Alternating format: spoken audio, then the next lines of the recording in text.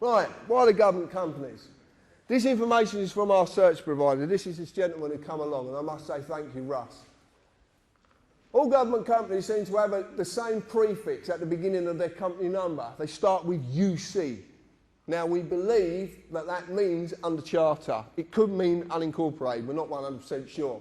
But UC companies and Royal Charter companies do not have to publish their accounts as they are exempt under law. Well, that's a bit of a... So if you do start a company, apply for a Royal Charter, because you're exempt under law. You don't have to publish your accounts. You can do what you want. It's true. The service they provide us with is a business-to-business service, and they do not include government corporations in any of their search. Government corporations? We're going back to this company thing. What's going on? So why companies? Let's answer the question. As you see, the Acts of Parliament are enforced by statutory instruments, which are in fact contracts. But a contract can only legally exist between two or more persons. What's a company when it's been incorporated? What does it become? A person. It has legal personality, so it becomes a person. So then it can do business with another person under contract. This is why they're all companies. But there's a bigger reason to this, but it's just part of the reason. So a company corporation is a legal person, for it has legal personality via a certificate of registration certified name, exactly what you were given when you were born. Exactly the same process. Their legal personality is just a piece of paper as the one you have. So the contract only exists between the pieces of paper. But they're the person, so the contract only exists. But obviously they can't communicate. So they need us. That's the trick. You cannot exist in the legal world, so it doesn't apply to us as men, women and children, because it cannot exist. Legal industry, and it is an industry. Believe me, they don't like it being called an industry, but it is an industry. So the contract simply cannot apply to us. So what is going on? John talked about Magna Carta. I've got a slightly different take on Magna Carta, just slightly. I just want to run you past it.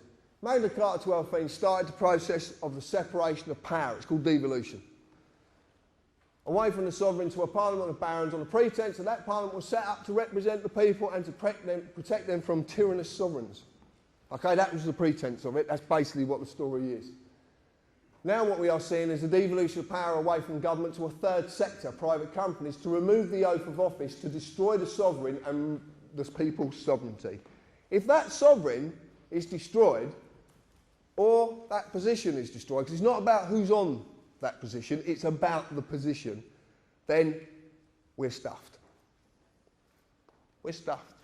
I've read the lies, I've read all sorts of stuff about the Queen and her family on the internet, and I've read some quite mind-boggling stuff as well. The point is this: it's been put there to turn you away from that lady for a specific reason, because she's the only one who can actually do something. She holds the power of dissolution at common law. She holds the power of royal proclamation. Do we know what the 2004 Contingencies Act is? We've heard of this document. It's a very damning document, isn't it? But do you know, written in Oxford Law Dictionaries 2008, that the Civil Contingencies Act of 2004 cannot be enacted without royal proclamation? I can't say that word properly, so please, I can't say it. I can't, bollocks. But it can't be enacted without her say-so. She has to declare a state of emergency. You've been turned away from that lady for a specific reason, a very specific reason, because of that power of dissolution. What happens to a company when you dissolve it? Gone. I'm going to get to it in a little bit. This is to finally create the corporate republic, to stop everything that was created from this island being uncreated, because the world suffers at what we created, not us. Our ancestors created. 52 countries in the world suffer under our hand. Probably more actually now. But they suffer under what was created from this country and went out with the fleet. That's why it's called fleet law. But they have a problem. For as long as I live and breathe, this island, its people and their descendants will never perish. And I'm going to explain why. Nor will their sovereignty. A little while ago, well, about a year ago, I marched myself off down to Buckingham Palace and decided to serve papers on the Queen. Most people actually believe I was out of my mind. What I'm going to say is, I was completely out of my mind. And I like being out of my mind. It's a very nice place to be. I really do. So I goes down to Buckingham Palace and I met a very friendly policeman with a very, very big machine gun who said that I can't serve the papers. So I devised a way of getting the papers to the Queen. Now, I didn't know actually what I was doing. I just knew my heart said it was right to do. So I went down there and did it. Therefore, there's an affidavit, sorry, the maxim on this, there's an affidavit that unrebutted stands as truth in law. I served affidavits on the Queen, 2 documents. I gave her 40 days, based upon Article 61 of Magna Carta, not Article 61, based upon. I made that mistake. Therefore, with this lawful affidavit, there is no higher authority than me.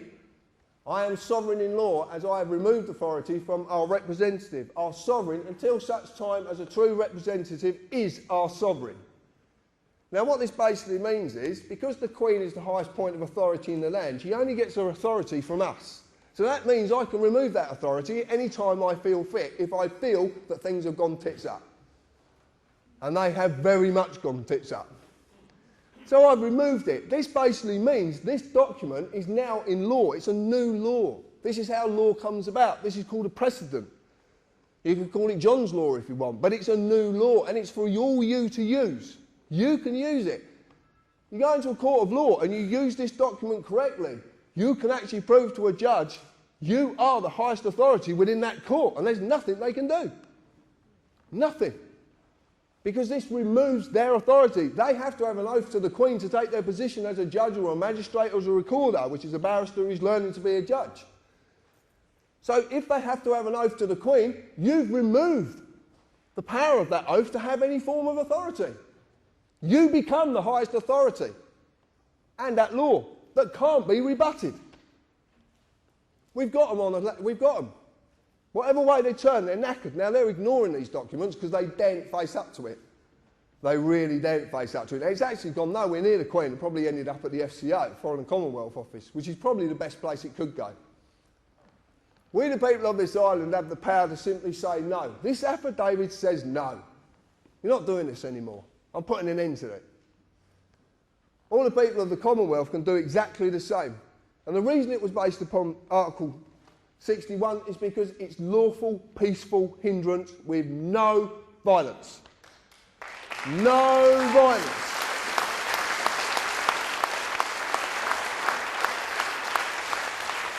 Someone said to me, how would I deal with the MPs? I'm going to tell you this. Order 635 brooms, because they will be sweeping the streets they thought they used to own.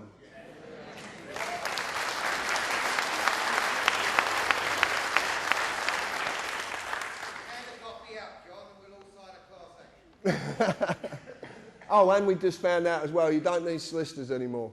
3 people can do this. Just 3 independent people can sign any affidavit. So we're even going to stop the corporate body having their money.